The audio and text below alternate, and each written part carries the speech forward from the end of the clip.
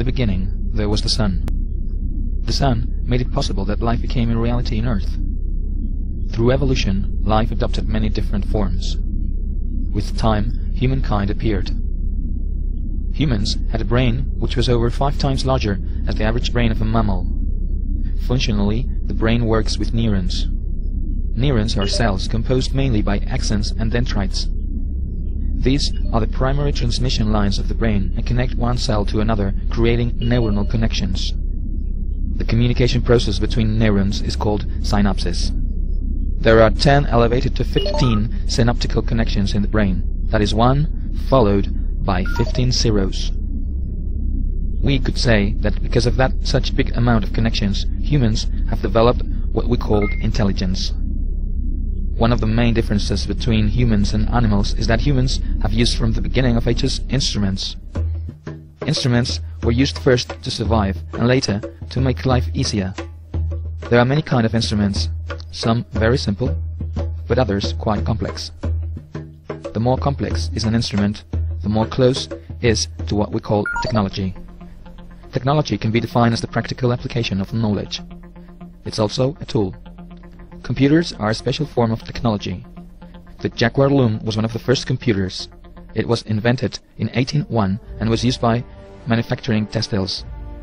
Personal computers entered the market in 1977 and became common during the 80s.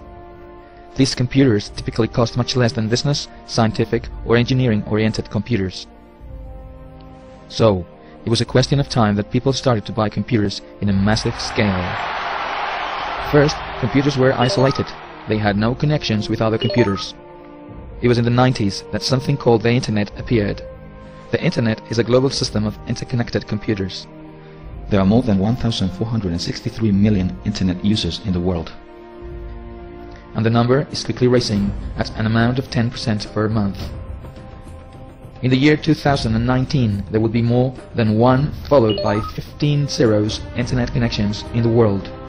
So, here comes the question. Could the Internet become a huge artificial brain? Could the Internet think by itself? There are more than 1,463 million Internet users in the world, and you are one of them.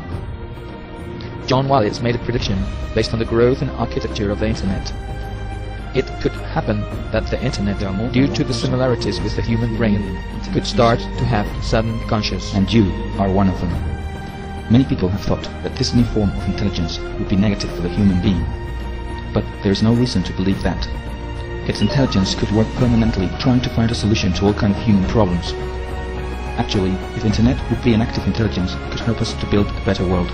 It would be the most perfect tool that humankind had never invented.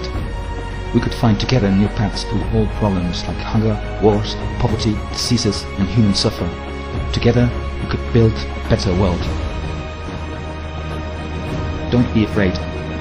Welcome to the new age.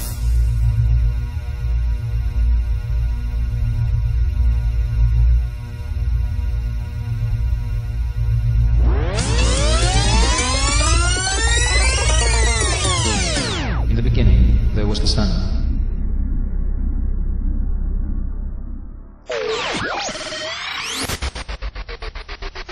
I know it's difficult for you to trust an artificial intelligence, but you will have to do it.